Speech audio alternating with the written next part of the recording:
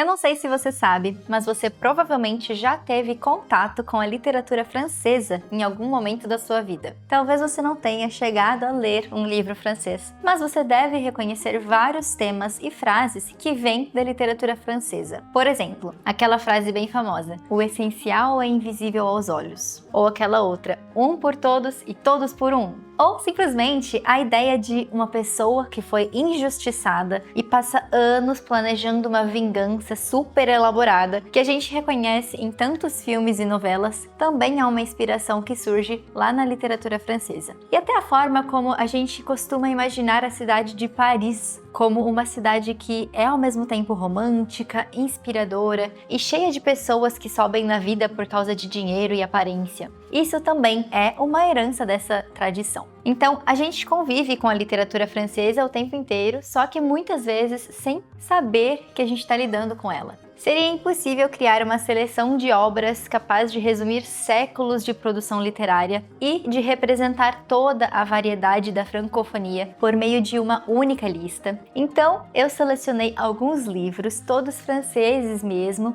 que conseguem revelar com especial clareza as questões que atravessam essa tradição. Quem sabe em uma outra oportunidade a gente possa falar também sobre a literatura francófona de autores não franceses, e incluir alguns clássicos modernos da Bélgica, da Suíça, do Quebec, do Caribe, da África, para mostrar como que a língua francesa também se tornou instrumento de experiências históricas, culturais e literárias muito diferentes daquelas produzidas dentro da França. Então, se você gostou dessa ideia, gostaria de ver esse vídeo, já comenta aí pedindo uma parte 2 que eu vou adorar preparar. Mas bom, para o vídeo de hoje, eu reuni 12 clássicos franceses que eu acredito que oferecem uma excelente base para a gente entender o que tornou a literatura francesa tão diversa, tão influente e duradoura. Todos os livros que eu vou mostrar no vídeo de hoje foram publicados pelo Clube de Literatura Clássica, e se você quiser saber mais sobre como receber as nossas edições exclusivas todos os meses na sua casa, clica no link que vai estar na descrição desse vídeo e descubra como fazer parte do maior clube de clássicos do Brasil.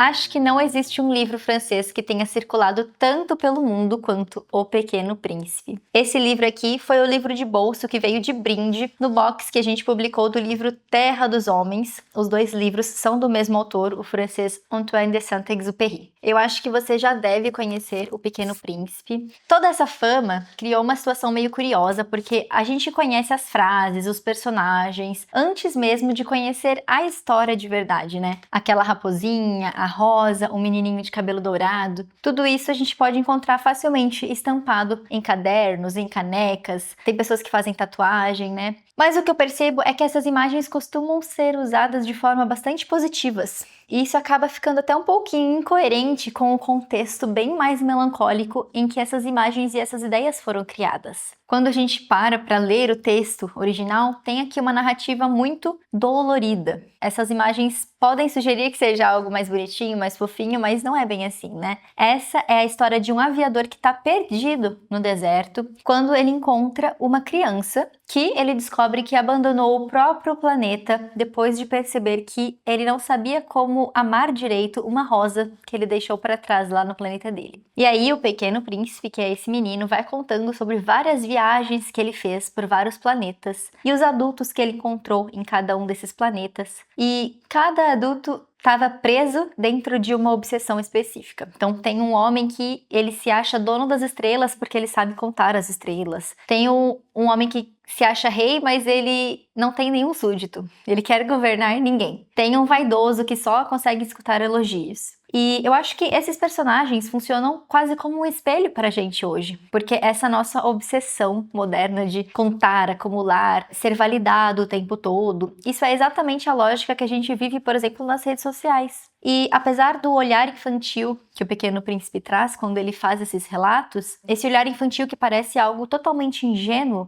é da sensibilidade dele que surge a questão de por que a gente aprendeu a valorizar mais aquilo que pode ser contado e calculado e exibido do que aquilo que exige tempo e cuidado. E é isso que o vínculo do Pequeno Príncipe com a Rosa nos ensina, né? Que as coisas mais valiosas são aquelas coisas pelas quais a gente dedica o nosso tempo, a nossa atenção, o nosso cuidado. E essa história tão curtinha, além de tratar dessa questão profunda, também fala sobre outras coisas, como por exemplo sobre aceitar a possibilidade de que a gente pode perder aquilo que a gente mais ama. Então, o Pequeno Príncipe consegue oferecer uma síntese de uma característica muito importante da literatura francesa, que é a capacidade de usar uma linguagem aparentemente simples e clara para formular perguntas filosóficas que se tornam mais complexas conforme o leitor envelhece e vai acumulando experiências pessoais, experiências próprias. Esse é um daqueles livros que leitores muito jovens conseguem entender, conseguem gostar, curtir a história, mas que vale muito a leitura quando a gente chega a uma idade mais madura, a uma idade adulta também, e é por isso mesmo que esse é um clássico inegável. E se aqui o Antoine Saint-Exupéry constrói uma viagem que acontece muito mais por dentro, o autor Jules Verne faz o oposto e transforma a própria dimensão física do mundo em uma aventura. Nós temos aqui um clássico francês de aventura, que é inclusive um ótimo livro para quem ainda não está muito acostumado a ler livros clássicos. A Volta ao Mundo em 80 Dias. Nessa história, o protagonista é Phileas Fogg e ele acredita que as novas ferrovias, as novas rotas marítimas, tornaram possível que você dê a volta no planeta Terra em 80 dias. E ele está conversando isso com os homens que não acreditam muito nisso e eles decidem apostar. Ele aposta a própria fortuna nisso, né? E aí, a partir disso, a gente acompanha o Phileas nessa viagem louca contra o tempo, passando por muitos imprevistos, muitas confusões. Pensa que aqui ainda não existia avião, né? Então ele tem que arranjar outras formas de viajar. Só que esse livro fica ainda mais interessante quando a gente tem em mente e entende que essa aposta representa uma transformação histórica real, né? O século XIX, ele enxergava distâncias que pareciam impossíveis de repente virarem uma possibilidade real, concreta, né? E esse personagem, Phileas Fogg, é a encarnação dessa confiança moderna na técnica e na pontualidade. Então, ele é um personagem que ele organiza a própria vida dele com tanto rigor que parece que não vai existir nada que vai ser capaz de surpreendê-lo. Mas é claro que nessa viagem ele inevitavelmente vai passar por várias surpresas, vários eventos que vão atrasar a sua viagem, né? Ele quase acha que não vai dar tempo de percorrer tudo em 80 dias, porque ele vai perdendo tempo, ele vai perdendo dinheiro, segurança, e principalmente porque ele vai parar, às vezes, para ajudar outras pessoas que ele conhece ali pelo caminho. Então aqui a gente tem um livro onde o autor transforma uma mudança histórica real em uma aventura inesquecível, mas que também acaba mostrando pra gente, como leitor, os limites da ideia de que o mundo inteiro pode ser controlado por horários, por cálculos. Se eu for extremamente organizado, minha vida vai dar muito certo, essa ideia, sabe? E é por isso que esse romance se tornou um clássico. Porque ele continua sendo uma história extremamente divertida, fácil de acompanhar e, ao mesmo tempo, ele registra o nascimento do mundo moderno e nos lembra também que nenhuma tecnologia é capaz de eliminar completamente o acaso, o encontro e a escolha humana. Agora nós vamos falar de um dos autores mais populares da literatura francesa, Alexandre Dumas. Primeiro, você com certeza já ouviu falar em Os Três Mosqueteiros, mesmo que você não tenha lido ainda esse livro. A história acompanha o jovem D'Artagnan, que deixa a Gasconha e vai embora para Paris com o desejo de se tornar mosqueteiro. Só que pouco depois que ele chega na cidade de Paris, ele já consegue arranjar muita confusão e ele marca duelos com Athos, Porthos e Aramis, um depois do outro. Ou seja, inicialmente eles não são amigos, tá? Mas antes que os duelos realmente aconteçam, os quatro são interrompidos pelos guardas do cardeal Richelieu. E é nesse confronto que a rivalidade começa a se transformar em uma aliança. E existe um detalhe que muita gente não conhece e que eu acho fascinante. D'Artagnan não é um mosqueteiro durante o livro quase inteiro, tá? Realmente, na maior parte do livro são só 3 mosqueteiros. Ele passa a maior parte da história tentando provar que ele tem coragem, ele é habilidoso suficientemente para ser aceito naquela corporação de elite. O título Os Três Mosqueteiros se refere literalmente a Athos, Porthos e Aramis. enquanto D'Artagnan é o jovem forasteiro que está tentando conquistar um lugar ali entre eles, e ele só vai virar mosqueteiro realmente perto lá do final do livro. Além disso, esse personagem foi inspirado em uma pessoa real, Charles de Batz de Castelmort d'Artagnan, que Dumas conheceu quando ele pegou um livro emprestado na biblioteca, e esse livro contava então sobre esse Charles, e diz a lenda que o Alexandre Dumas nunca chegou a devolver esse livro para a biblioteca, que é uma história que combina perfeitamente com esse espírito aventuresco do próprio autor. Esse livro se tornou um clássico porque Alexandre Dumas criou personagens imediatamente reconhecíveis, cenas de ação maravilhosas e uma amizade que é super gostosa de acompanhar. A famosa lealdade entre os 4 heróis que decidem permanecer juntos apesar de todos os conflitos é o que faz tantos leitores se sentirem apegados a essa história, que continua sendo adaptada, reinventada e reconhecida até por quem nunca abriu esse livro, né? Dumas criou um modelo de amizade heróica que se tornou parte do imaginário coletivo. E nós temos ainda nessa história uma vilã muitíssimo interessante, uma personagem que torna o romance bem mais sombrio e complexo do que muitas das adaptações deixam parecer, mas quem sabe ela pode ser o assunto para um próximo vídeo. Agora eu quero falar de outro grande clássico escrito por Alexandre Dumas, que é O Conde de Monte Cristo, que nos conduz para um lugar bem mais sombrio, onde o prazer da aventura vai sendo contaminado aos poucos por uma pergunta moral. Nessa história, a gente acompanha Edmond Dantes, que é um homem que está prestes a alcançar uma felicidade quase completa. Ele é um jovem apaixonado por uma mulher com quem ele vai se casar, ele está prestes a se tornar capitão de um navio, mas ele conhece alguns homens muito invejosos e ambiciosos que destroem tudo isso e fazem com que ele seja enviado para a prisão por um crime que ele não cometeu. Lá na prisão, ele conhece o Abade Faria, que transforma a cela em um espaço de formação. Ele ensina a Dantes tudo aquilo que ele sabe e ele revela também a existência de um tesouro que está escondido na ilha de Monte Cristo.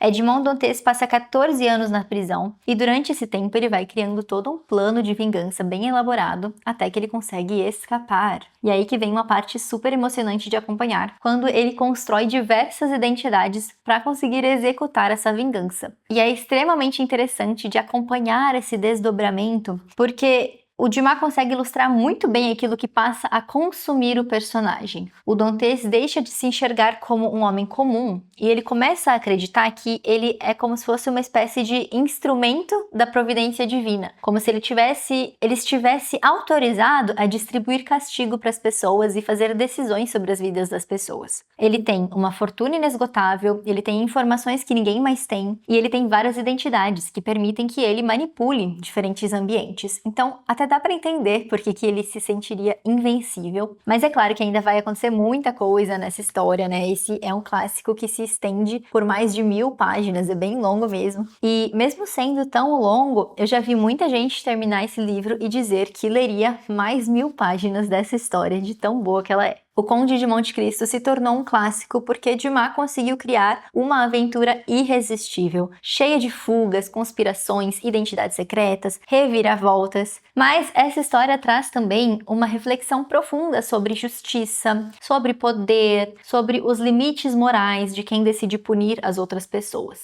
Mas você sabia que Alexandre Dumas não escreveu esses 2 clássicos sozinho? Se você quiser saber mais sobre essa fofoca literária, assiste ao vídeo de biografia desse autor que a gente tem aqui no canal, que lá eu te explico direitinho. Agora eu quero falar sobre um clássico que transformou um dos monumentos mais famosos de Paris em um cenário de mistério e terror: O Fantasma da Ópera, de Gaston Leroux. Essa é a história do homem mascarado que vive no subterrâneo da Ópera de Paris e se tornou mundialmente conhecida por causa das várias adaptações, musicais, filmes. Mas o romance original é bem mais inquietante do que muitas dessas adaptações deixam parecer. Desde o início, o narrador da história insiste com a gente que os acontecimentos que ele está contando são reais, e ele apresenta então a história como se ele estivesse reunindo depoimentos, documentos, testemunha das pessoas que passaram por tudo isso para reconstruir um caso verdadeiro, quase como se fosse uma investigação criminal que foi narrada muitos anos depois. E aqui nós vamos acompanhar essa investigação, então, sobre o caso do fantasma da Ópera de Paris. E nós vamos descobrindo que esse tal fantasma era um homem apaixonado por uma das artistas que trabalhava ali na ópera, a Christine. O fantasma fica completamente obcecado por ela, apaixonado mesmo, só que ele quer também afastar a Christine de todo mundo. E ao mesmo tempo em que a gente, como leitor, fica meio preocupado com a segurança da Christine, porque esse fantasma é um homem bem perigoso, parece que ela tá meio que hipnotizada pelo talento do fantasma, porque ele é um gênio da música, e parece que ele consegue enfeitiçar ela de algum jeito. Então esse é um livro que vai misturar romance, suspense, terror e investigação, sempre explorando aquela dúvida entre algo que parece sobrenatural e algo que pode ser explicado por outras razões, pelos mecanismos ocultos ali da própria ópera, do edifício da ópera.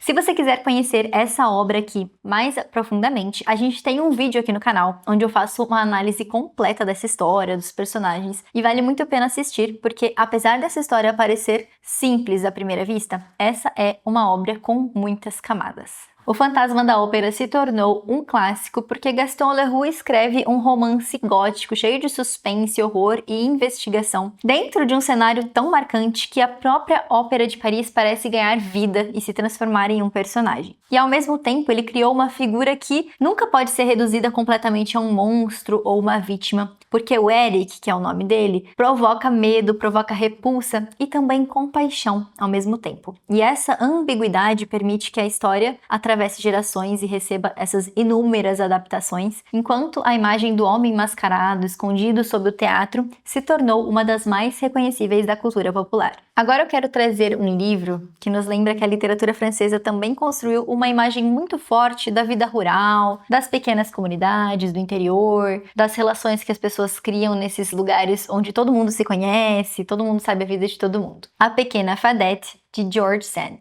Essa história vai acompanhar dois irmãos gêmeos, Landry e Sylvinet, que são irmãos que eles crescem tão ligados um ao outro que a própria família deles começa a ter medo de que essa proximidade vai impedir algum dia esses irmãos de terem vidas independentes. Quando eles precisam se afastar, o Sylvinet sofre muito e ele tem muito ciúme do seu irmão, enquanto o Landry começa aos poucos a descobrir quem que ele é fora daquela relação. E é nesse momento que a Fadette entra na história. Ela é uma menina que meio que vive à margem da comunidade, porque o pessoal ali da vila vive espalhando boatos sobre ela e sobre a família dela. Então, ela é uma menina que sofre muito preconceito. As pessoas nem querem se aproximar dela. Eles tratam essa menina como se ela fosse uma bruxa. Mas aí, um desses irmãos gêmeos que eu falei vai desaparecer. E a Fadette é a única pessoa que vai conseguir ajudar a encontrá-lo. Então, essa é uma história que vai trazer uma reflexão sobre amadurecimento, sobre identidade e preconceito. É um livro que trabalha, então, com uma temática muito atual, porque vai mostrar como que uma pessoa pode ser reduzida aos rumores que circulam sobre ela. E como conhecer alguém de verdade exige que a gente olhe além da aparência, além da reputação e daquilo que todo mundo repete. Além disso, nós temos aqui um uso belíssimo da língua francesa e uma prosa super poética e gostosa de acompanhar. Essa edição é uma edição bilíngue, então de um lado você tem o texto original em francês e do outro lado a tradução em língua portuguesa. E é interessante também a gente lembrar que George Sand era o pseudônimo de Aurore Dupin, que era uma mulher que conseguiu ocupar um espaço de enorme destaque na literatura do século XIX em um ambiente dominado quase completamente por homens, né? Então a experiência da Fadette com o julgamento e o preconceito faz muito sentido quando a gente entende que a própria autora não se sentia confortável, não sentia que ela seria aceita se ela publicasse o seu romance sem um pseudônimo masculino. Honoré de Balzac não poderia faltar em uma lista de grandes clássicos franceses. Ele foi um dos autores mais importantes do século XIX e ele dedicou boa parte da sua obra a observar como que a sociedade francesa funcionava, especialmente a relação das pessoas ali com o dinheiro, com a família e posição social. Ele foi um autor extremamente prolífico. O seu projeto mais conhecido é A Comédia Humana, que é um projeto que reúne cerca de 90 obras que são todas conectadas entre si. Então vai ter romances, novelas, contos, e os personagens reaparecem em livros diferentes. Então é muito legal e é como se Balzac estivesse construindo um enorme retrato da sociedade francesa do seu tempo. E para representar esse projeto, eu decidi trazer dois romances que conversam muito bem entre si: O Pai Goriot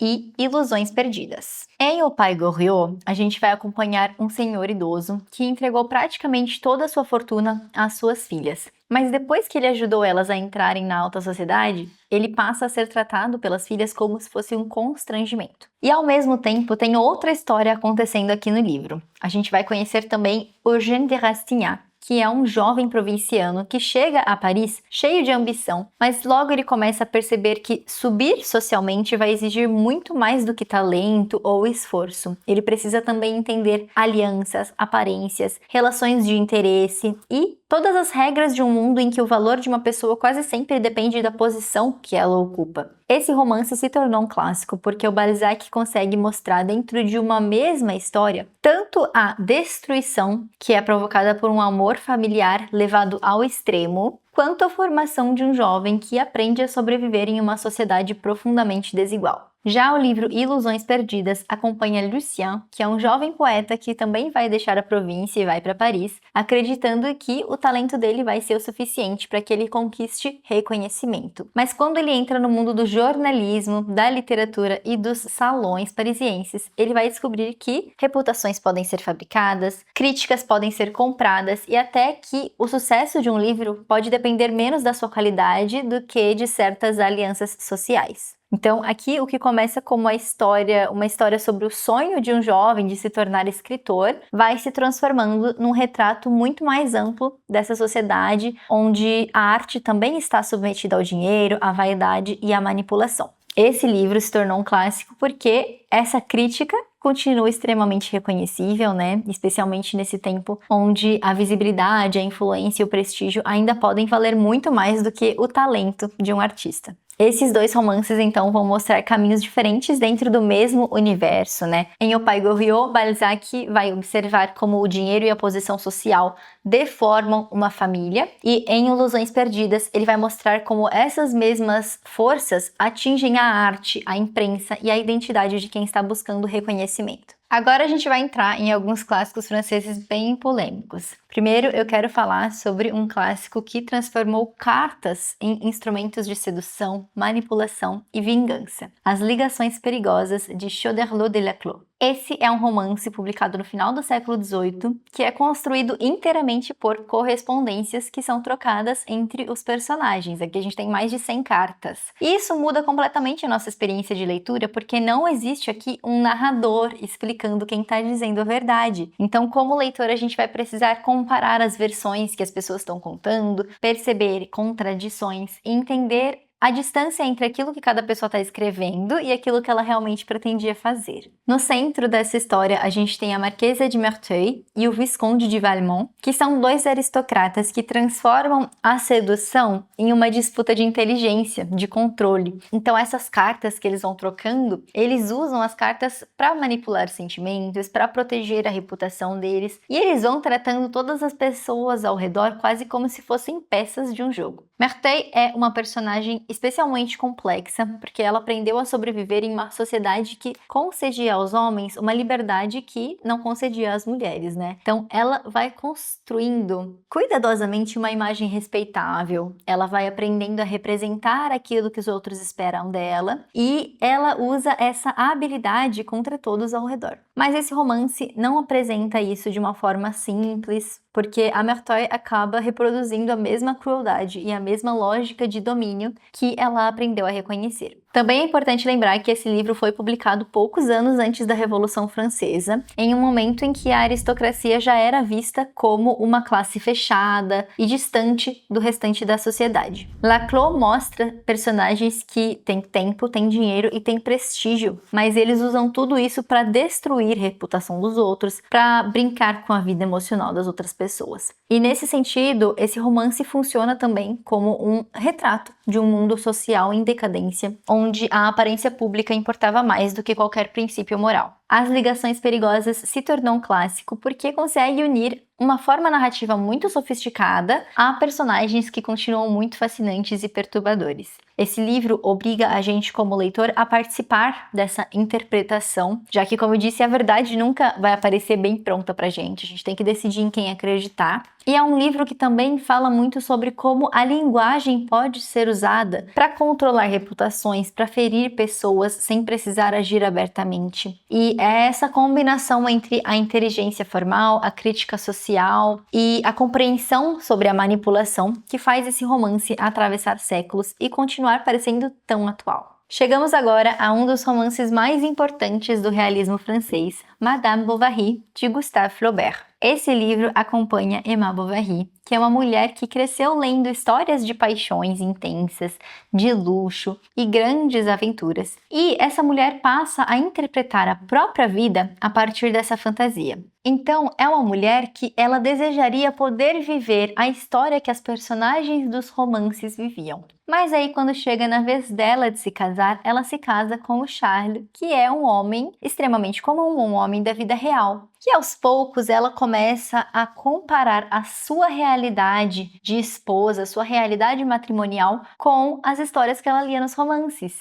E aí a vida dela matrimonial começa a parecer entediante, porque ela está sempre comparando com a felicidade que ela conheceu nos livros, mas nunca viveu de verdade. Então, o grande conflito desse romance é a maneira como a Emma tenta escapar dessa frustração que ela sente por meio do consumo, do adultério e da criação constante de novas ilusões. Toda vez que ela acredita finalmente estar vivendo a paixão que ela desejava, a realidade vai voltando a parecer pequena demais e ela fica entediada novamente. E Flaubert mostra todo esse processo sem dizer pra gente que a Emma é uma heroína ou uma vilã. Ele a descreve como uma mulher egoísta, cruel e irresponsável em vários momentos, mas a gente também consegue perceber que ela é uma mulher presa a uma vida limitada em uma sociedade que oferece poucas possibilidades a uma mulher insatisfeita. Quando esse livro foi publicado em 1857, Flaubert foi processado por ofensa à moral pública e religiosa. O promotor que estava contra o livro era Ernest Pinard, e ele se incomodou especialmente com a forma direta como o romance apresentou o adultério, e também com a falta de uma condenação moral explícita por parte do narrador, porque Flaubert não diz assim, Emma fez algo errado. O Flaubert acabou sendo absolvido, mas esse processo mostra o quanto esse livro foi perturbador para a sociedade daquela época. Esse livro, que hoje a gente lê como um grande clássico do realismo, chegou a ser visto como uma obra perigosa, justamente porque ele se recusou a dizer ao leitor de maneira simples como ele deveria julgar a Emma. Madame Bovary se tornou um clássico porque Flaubert mudou a forma de construir um romance. Em vez de só narrar os acontecimentos como era feito basicamente até ali, ele aproximou a linguagem do modo como a Emma enxergava o mundo, fazendo com que o leitor também vá sendo seduzido pelas fantasias dela antes de perceber o quanto elas distorcem a realidade. A gente tem um vídeo aqui no canal onde eu explico exatamente como aconteceu a transição, a passagem do movimento do romantismo para o movimento do realismo e como esse livro foi fundamental para o surgimento desse novo movimento artístico. E por coincidência, no mesmo ano de 1857, exatamente o ano do julgamento de Flaubert, surge outro grande clássico polêmico da literatura francesa, quando Charles Baudelaire publica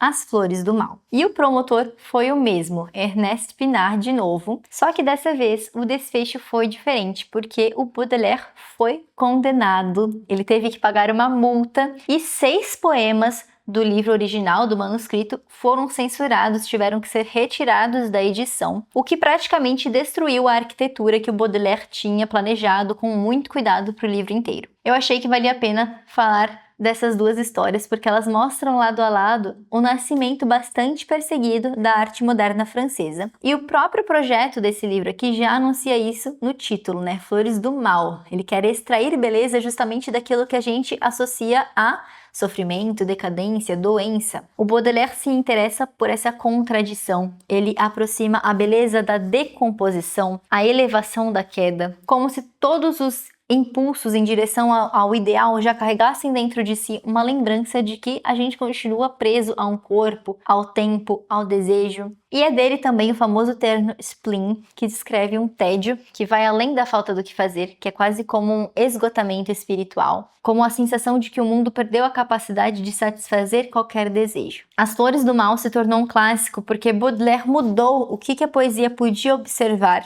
e a maneira como ela podia transformar essa experiência em linguagem. Ele levou para o centro da poesia temas que antes eram considerados indignos, como a vida urbana, o vício, o desejo, a feiura e a angústia. E mostrou também que isso tudo podia produzir beleza. A influência desse livro foi enorme, o Baudelaire abriu o caminho para o simbolismo e ele marcou profundamente vários outros artistas ao longo dos séculos seguintes. E para que esse não seja o único livro de poesia, o único poeta a entrar na nossa lista, eu vou roubar um pouquinho e vou te recomendar também um vídeo muito legal da Thaís aqui no nosso canal, onde ela fala sobre os poetas malditos da França, que vai ser um ótimo complemento para esse vídeo aqui. E para fechar a nossa lista, eu escolhi Os Miseráveis de Victor Hugo, que é uma obra que talvez represente melhor do que qualquer outra dessa lista a dimensão grandiosa que a gente costuma associar à literatura francesa. No centro desse romance nós temos Jean Valjean, que é condenado a 5 anos de prisão por roubar um pão para alimentar os filhos da sua irmã. Depois de várias tentativas de fuga da prisão, a pena dele acaba se estendendo por 19 anos, que é tempo suficiente para transformar um homem desesperado em alguém endurecido pela violência, pelo ressentimento. Quando ele finalmente é libertado, Jean Valjean encontra abrigo na casa do bispo Myriel, mas, durante a noite, ele rouba a prataria e foge. Ele é capturado, é levado de volta, só que aí o que acontece? O bispo surpreende todo mundo, dizendo que ele tinha dado de presente aqueles objetos. E ainda pergunta por que o Valjean tinha esquecido de levar 2 candelabros de prata. Então, esse grande gesto de misericórdia, de piedade, completamente inesperado, desmonta a lógica de violência que ele tinha aprendido durante os anos de prisão e mostra para ele que ainda existe a possibilidade de se tornar outra pessoa, que ainda existem pessoas boas. Os candelabros permanecem com ele até o fim da sua vida como lembrança desse momento. A partir daí, esse romance vai se expandindo, é um romance muito longo também. Nós temos conflito entre Valjean e Javert, nós temos um policial que acredita na lei de forma tão absoluta que ele não consegue aceitar a ideia de transformação das pessoas. Temos vários personagens, a Fantine, a Cosette, Marius, Gavroche, que são personagens cujas histórias mostram como pobreza, abandono, desigualdade e violência política fazem parte de um mesmo problema. E todos esses arcos narrativos acontecem tendo como pano de fundo a insurreição de Paris de 1832 e suas barricadas. Os Miseráveis se tornou um clássico porque Victor Hugo conseguiu transformar a história de um homem perseguido pela lei em um retrato imenso de toda uma sociedade. Então esse livro vai falar de vários temas: injustiça, revolta, religião, infância, política, sem perder de vista a vida concreta dos seus personagens, que são super bem desenvolvidos. E esse é um livro que acaba entrando para a lista de favoritos da maioria das pessoas que terminam a leitura, porque realmente é uma experiência emocionante e transformadora. Então é isso, falamos aqui de 12 livros que obviamente não resumem toda a literatura francesa, mas eu acredito que eles dão uma boa base para a gente entender por que essa tradição segue tão viva e por que a literatura francesa é tão importante. Eu queria saber de você, se você já leu algum desses livros, se você acrescentaria outros títulos na nossa lista. Comenta aí que eu vou adorar saber. Boa leitura e até o próximo vídeo.